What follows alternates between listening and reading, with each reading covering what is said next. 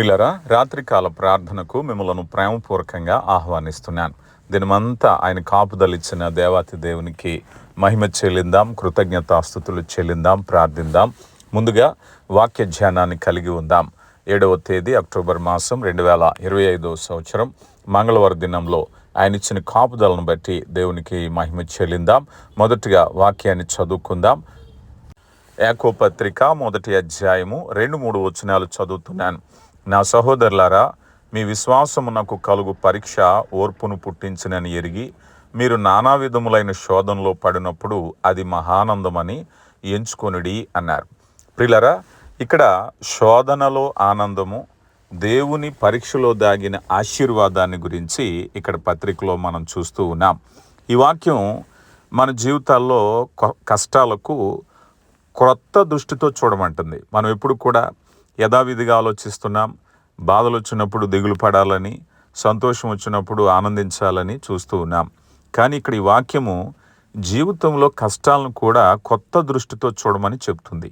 సాధారణంగా మనకు శోధనలు వచ్చినప్పుడు నిరాశపడతాం. కానీ యాకోబు గారు అంటున్నారు, మహానందమని ఎంచుకొనుడి అంటున్నారు. ఎందుకంటే శోధనలు మన విశ్వాసాన్ని పరీక్షిస్తాయి. ఆ పరీక్షను ఓర్పును ఉత్పత్తి చేస్తుందట. ఓర్పు కలిగిన మనిషి విశ్వాసంలో కొనసాగుతాడు కదా. నీకు ఓర్పు కావాలి అంటే శోధనలు గుండా వెళ్ళాలి. ఓర్పు కలిగిన వాడు దృఢమైన విశ్వాసం అవుతాడు. శోధన లేకుండా మనం ఎదగలేం. బంగారాన్ని అగ్నిలో పరీక్షించినట్లు దేవుడు మన విశ్వాసాన్ని పరీక్షిస్తాడు. ఈ పరీక్షలు దేవుని శిక్షలు కాదు సుమా. చాలామంది దేవుడు నన్ను శిక్షించారు, లేకపోతే చూసేవాళ్ళు కూడా ఏ పాపం చేశారో ఈ శిక్ష వచ్చిందంటారు. యోబు స్నేహితులు కూడా అలాగే అన్నారు, నువ్వేదో పాపం చేసి ఉంటావు అందుకే నీకు ఈ శిక్ష వచ్చిందని. కానీ దేవుడు పరీక్షిస్తున్నారు. అది శిక్షించడం కాదు, మనల్ని శుద్ధి చేసే ప్రక్రియే ఈ పరీక్ష అనేటువంటిది గమనించాలి. యాకోబు సోదరుడు, మొదటి యూదా క్రైస్తవ సంఘ నాయకుడు. ఆయన ఈ లేఖ రాసినప్పుడు విశ్వాసులంటే కష్టాలు, హింసలు ఎదుర్కొంటున్న క్రైస్తవులకు రాస్తున్నారు. రోమా సామ్రాజ్యంలో విశ్వాసులు విశ్వాస కారణంగా హింసింపబడ్డారు. ఆ సందర్భంలో ఆయన చెప్తున్నాడు, భయపడకండయ్యా, మీ పరీక్షలు ఓర్పును పుట్టిస్తాయి, ఆ ఓర్పు మీ విశ్వాసాన్ని పరిపూర్ణం చేస్తుంది అని. ఒక వ్యక్తి ఒక చక్కని అందమైన పక్షిని తీసుకొచ్చి తన ఇంట్లో కూర్చోబెట్టుకున్నాడు. ఇంట్లో పెట్టుకుని పెంచుతున్నాడు. చానాళ్ళు అయింది. ఒకరోజు సంతోషం వచ్చి తన గార్డెన్లో తోటలోకి తీసుకెళ్ళి ఆ పక్షిని పైకి గాల్లో ఎగరేస్తున్నాడు. కానీ అది నేలబడిపోతుంది. ఎంతసేపు ఎగరవేసినా తన దృష్టిలో ఇది పక్షి కదా, గాల్లో ఎగరేస్తే విశాలంగా ఎగురుతుంది అనుకున్నాడు. కానీ సమస్య ఏంటయ్యా అంటే ఆ పక్షికు తర్ఫీదు ఇవ్వలేదు. అది కేవలం ఇంట్లో ఉండడాన్ని బట్టి సరే బయట వేశాడు. కొంతకాలం అక్కడే ఎండకెండింది, ఆ చెట్టు కొమ్మలు ఎక్కింది, అక్కడి నుంచి పడింది, ఎగిరింది, పడింది, ఎగిరింది, కష్టపడ్డది. ఇప్పుడు తర్వాత గాల్లో విశాలంగా తన రెక్కలు చాపి ఎగురుతుంది కదా. ఇప్పుడు ఆ పడే కష్టాన్ని కష్టం అనుకుంటే ఎలా కుదురుతుంది?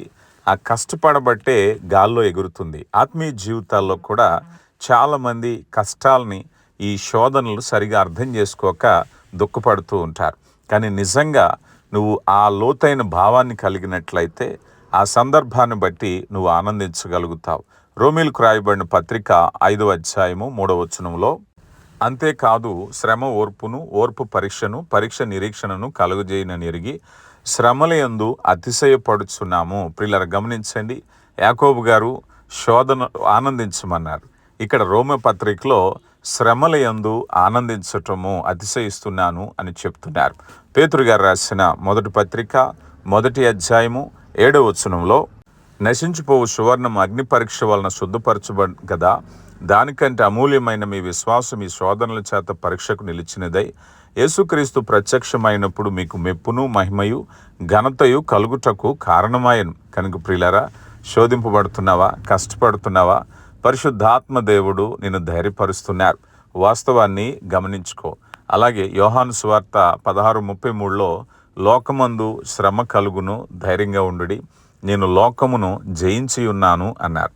అలాగే కొరింథీయులకు రాయబడిన 2వ పత్రిక 4వ అధ్యాయము 17వ వచనంలో, క్షణమాత్రముండు మా చులకన శ్రమ మా కొరకు అంతకంతకు ఎక్కువ నిత్యమైన మహిమ భారము కలుగచేయుచున్నది. ప్రియులారా, మనం ఎదుర్కొంటున్నటువంటి కష్టాలన్నీ కూడా చులకన, క్షణమాత్రం ఉండేటటువంటివి. కానీ రాబోతున్నటువంటి ఆ మహిమ ఎదుట పోల్చుకుంటే, ఆ దీవెన ఎదుట పోల్చుకుంటే ఇవి చాలా చిన్నవని చెప్తున్నారు.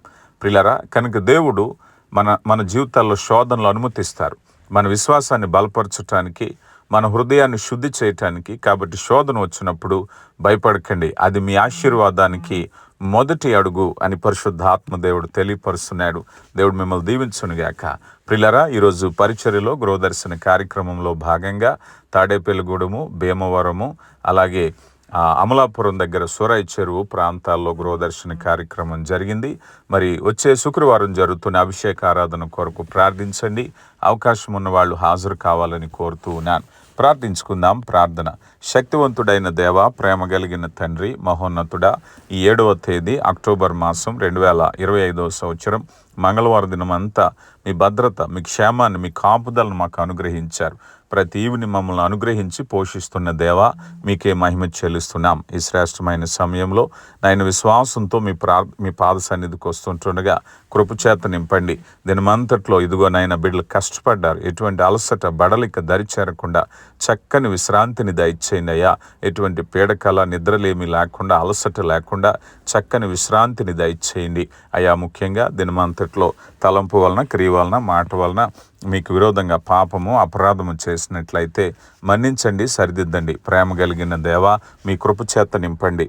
కృప కలిగిన దేవా, బలహీనుల కొరకు ప్రార్థిస్తున్నాం, అనారోగ్యంగా ఉన్న వారి కొరకు ప్రార్థిస్తున్నాం అయ్యా. మీ రాక సమీపమని ఎరిగి సిద్ధపాటు కలిగి ఉండడానికి కృప దయచేయండి. జ్ఞానయుక్తంగా మీ కృపను బట్టి మమ్మల్ని బలపరచండి. బలహీనులను బలపరచు దేవా, మీకే మహిమ చెల్లిస్తున్నాం. ఈ సమయంలో ఇదిగో నైనా ప్రతి బిడ్డను దర్శించండి. ముఖ్యంగా వారి యొక్క జీవనోపాధిని దీవించండి, వారి రెక్కల కష్టాన్ని దీవించండి అయ్యా. ముఖ్యంగా ఆసుపత్రి పాలైన వారు, ఐసీలో ఉన్నవారు, మరణ పడక మీద ఉన్న వారిని లేవనెత్తండి. గాయాలను కట్టండి అయా. షుగర్లు, బీపీలు, కీళ్ల నొప్పులు, గుండె సంబంధిత వ్యాధులు, నరాల బలహీనతలు, థైరాయిడ్ సమస్యలు అయా, ప్రతి ఒక్క రుగ్మత నుంచి విడుదల కలగచేయమని వేడుకుంటున్నాం. ప్రేమ కలిగిన దేవా, మీ కృప చేత నింపండి. గర్భఫలం లేని బిడ్డలను దర్శించండి అయా. సొంత గృహం లేని వారిని దర్శించండి అయా. మరి ఇదిగో నైనా ముఖ్యంగా నిరుద్యోగుల కొరకు ప్రార్థిస్తున్నాం. మీ కృప చేత నింపండి. చదువుకునే విద్యార్థులు వారు చదువుకుంటున్నటువంటి కోర్సులు, సిలబస్ నైనా మరి చక్కగా అర్థం చేసుకుని మంచి ఫలితాలు రావటానికి కృప దయచేయమని వేడుకుంటున్నాం. మా కుటుంబాల్లో శోధన తొలగించండి నాయనా. మా కుటుంబాల్లో ఉండేటువంటి ప్రతి విధమైనటువంటి నైనా శోధన తొలగించండి. ముఖ్యంగా ఆర్థిక సమస్యలు, రుణభారం నుంచి విడుదల కలగచేయమని వేడుకుంటున్నాం. ప్రేమ కలిగిన దేవా, కుటుంబ కలహాలను తొలగించండి. మా బిడ్డల చదువులు, ఉద్యోగ, వివాహ ప్రయత్నాల్లో మీరు ఉండండి. మా కుటుంబాలు నైనా ప్రతి వారు రక్షణ పొందాలి నా తండ్రి.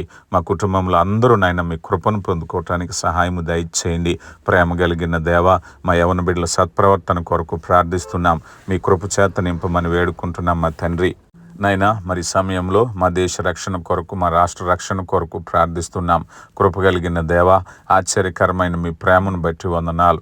మహోన్నతుడా, మీ కృప వెంబడి కృపను దయచేయండి నా దేవా. ముఖ్యంగా ఇదిగో నైనా జరుగుతున్న పరిచర్యను దీవించండి. వచ్చే శుక్రవారం జరగబోతున్నటువంటి ఆయా కార్యములు మహిమకరంగా జరగటానికి కృప దయచేయమని వేడుకుంటున్నాం. ఆశ్చర్యకరుడా, ఈ సమయంలో దూర దేశాల్లో, దూర ప్రాంతాల్లో పనిచేస్తున్న బిడ్డల కొరకు ప్రార్థిస్తున్నామయ్యా. కృప చేత నింపండి. బిడ్డలు ఎక్కడున్నప్పటికీ మీ సన్నిధిని నడిపించండి అయ్యా. వారు రక్షణ పొందిన వారిగా ఉండడానికి కృప దయచేయండి అయ్యా. మరి సమయంలో బిడ్డల యొక్క ఆత్మీయ స్థితిగతుల కొరకు ప్రార్థిస్తున్నాం. కృప చేత నింపండి. ఆశ్చర్యకరుడా, మీ ప్రేమను బట్టి వందనాలు. ఈ సమయంలో ఈ చిన్న పరిచర్య కొరకు ప్రార్థిస్తున్న బిడ్డలు, సహకరిస్తున్న బిడ్డల కొరకు ప్రార్థిస్తున్నాం. నూరంతల ఆశీర్వాదాన్ని దయచేయండి అయా. ప్రేమ కలిగిన దేవా, మీ కృప చేత నింపి మీరే మహిమా ఘనత పొందమని క్రీస్తు నామములో అడిగి వేడుకొంచున్నాం తండ్రి. ఆమెన్.